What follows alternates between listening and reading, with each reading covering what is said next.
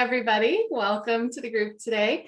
I'm joined today by Nikita Razo of Junebug Photography. She'll be teaching an APNPI Academy course coming up called Maternity in Motion. Nikita, hi, how are you doing today? I'm good, thank you. Good to have you. So we'll start things off. Just tell us a bit about yourself and how you got involved in photography. Yeah, so let's see. I am a maternity, or not a maternity spouse, a military spouse. That's the word I meant to say. So we move around frequently.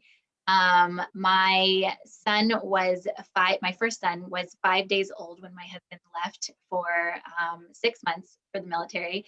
And so between all of the pregnancy hormones, new mom hormones, just him being gone and all that chaos, I kind of decided that I didn't want to miss any part of this new baby's life, and I didn't want my husband to miss any part of this new baby's life. And so I dove headfirst into just taking pictures of him and everything pertaining to him, which is funny because both him and my youngest son, they run from me anytime I pull my camera out now, but they didn't used to.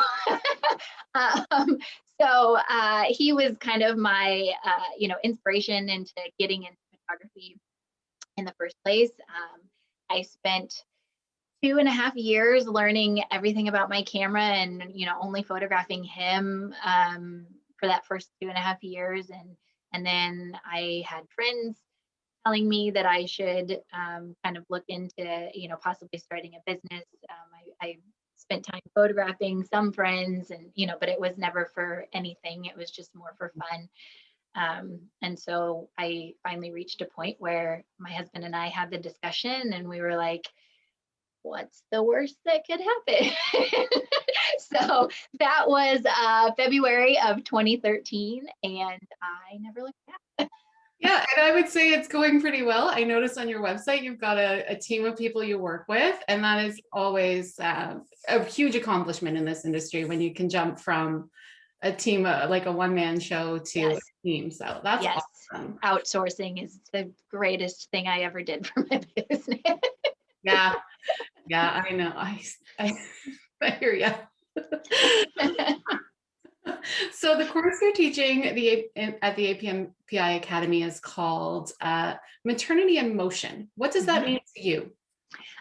So one of the things that my studio is known for is the use of fabric and fabric tossing in our maternity pictures. And so, when people see locally and the places where we've been, when they see, the maternity pictures where the fabric has been tossed into the air, I'm typically the only one in my area that does that. And so they know instantly that those are my images. And so, being able to create that motion with, different textures and, whatever else, like the gowns that we're using, and just simply the fact that the fabric is going to fall differently every time you throw it, kind of creates its own uniqueness to each of these images that I create for my clients. So awesome. So for those that are going to be taking the course, what can they expect to learn? So we're going to be teaching 5 different tossing techniques from, let's see, we've got like the double-sided fabric toss. We've got like either one-sided or kind of like the swirl effect. We're going to be tossing with some gowns that we have as well. And then just also some of those finishing touches to put on those images to, make them even more unique and creative, whether it's, adding in a fan or, we have one picture that we did recently that I'm super proud of. Mom has a gold flower crown on, and I actually made that flower crown myself. So, just adding those personal touches for your clients. Yep. I hear you. I have a whole I think for a period of time, had a prop making business because I just like doing it. Seriously, I know. And also, you know, I have to say, no offense to prop people, they're wonderful and they're amazing at their craft and they're far better than I ever was. Yes. A lot of things you can do for yourself quite Right. inexpensively, and especially with maternity, with all the gowns and the fabrics associated with that. It's Yeah. great to do things when you can on your own to keep your costs down. One question I have is we hear time and time again from photographers that posing adults and particularly posing newborns is a bit of a struggle. Is that something you're going to get into a little bit in the course? So we'll touch on posing as it relates to the fabric tossing itself. So like placement for mom's hands to be able to hold the fabric in a way that, you know, doesn't look like they're holding fabric, and Right. you know, stuff like that, that, you know, relates to how we get the best toss because of hand placement and fabric placement and all of that. So Hand placement is inherently hard no matter who you're posing. So yes. I can imagine that extra element. So that'll be super handy for people. Yes, I know. We have I have a tendency to describe it as like dance hands, because Yep. I used to dance, but then I get so many moms in here that are like, I've never danced. I don't know how to do that. And I'm like, okay, so I need to find a better word, a better description to help, like, just relax your hands. Like, My daughter dances, but I never did. I mean, I'm sure she can do hands for days.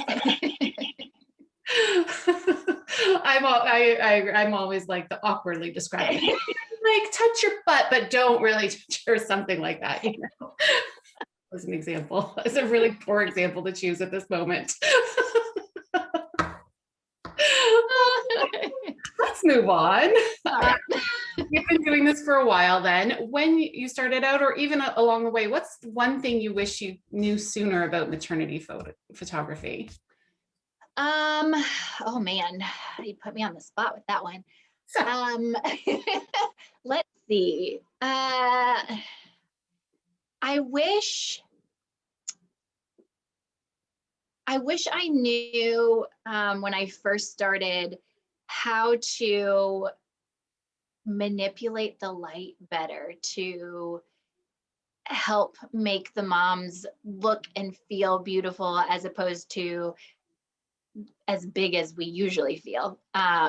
So using the studio light to my advantage to, you know, help accentuate the parts that we want to accentuate, and hide the parts that we want to hide. And you know, whether it's, I mean, and it's not even just the lighting to do that with, it's also the types of fabric that we choose and how we place mom's arms, to, you know, whether we're creating that gap between their side and their arm, or whether we're adding to it based on mom's size and all of that. The gowns that we choose for each mom, you know, you don't want something that's going to be too tight if you have a plus size mom in here, or too loose if you have a thin mom in here, because, you know, the whole point of the maternity pictures is to accentuate and celebrate their belly. And so you have to find what works for each client. And so just better knowledge of that probably would have helped me out a lot in the beginning compared to, you know, what I know now. Yeah. It's a huge learning curve, right? Oh, like yeah. in everything you do in life. Yeah. And even now I'm always learning new things. Like, Absolutely. Yeah. it's never ending. I agree, which is, you know, it's great that we have, especially now. I mean, maybe when you started, I know when I started, learning was all sort of done on your own, and there weren't a lot of great resources. And sometimes you'd find people that were willing to share and teach with you. And I've known Stephanie Robin, APNPI, for a long time. And she was always one of those people that was not afraid to help people in the community. So I love Right. that they bring this now, and that they're bringing this to APNPI, the Academy. Yeah. It's a really great fit and really important, and really nice to have everything in one place. So do you have any advice for maternity photographers that are looking, or photographers in general, that are looking to elevate their maternity? photos or portfolio? So my greatest piece of advice when you're looking to elevate your photos is to just play. Yeah. Get some models in, play around with the lighting, play around with wardrobe, play around with, go to Joann's or Michael's or wherever you can buy fabric. Canada. Yeah, just get like 5 to 6 yards of fabric and just play around with it. Find what works for you, what fits your style.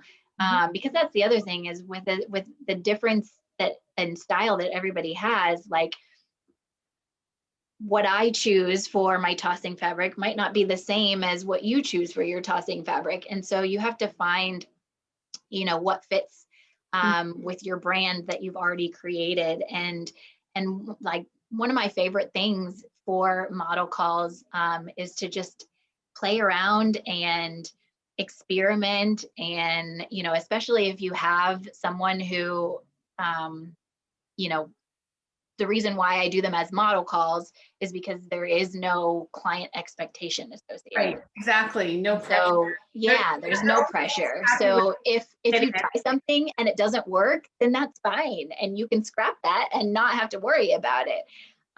So yeah, just play, have fun with it. Keep things lighthearted for your moms. And yeah, always just keep trying new things. Awesome. For people that are going to be taking your course, what is it that you hope they'll walk away with at the end?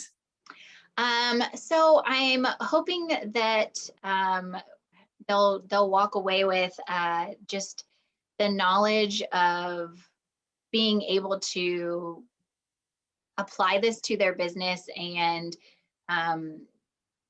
in turn be able to, kind of teach either the parents or their assistant these tossing techniques. Because that's the other thing is that I don't do the tossing myself. I have my assistant and my hair and makeup artist do it.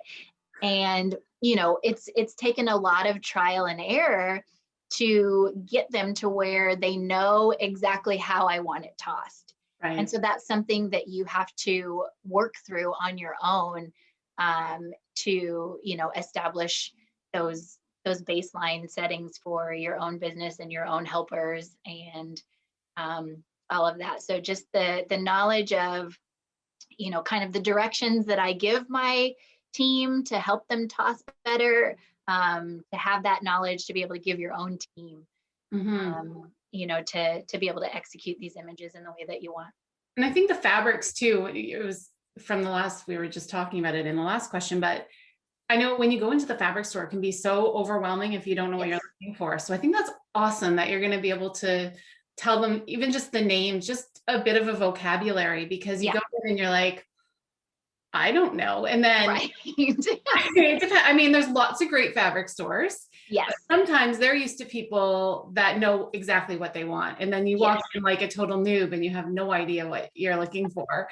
And they're kind of like, yes. And I actually, what? Right, I know. And I actually just got 3 new tossing fabrics that I'm super excited to use for this course.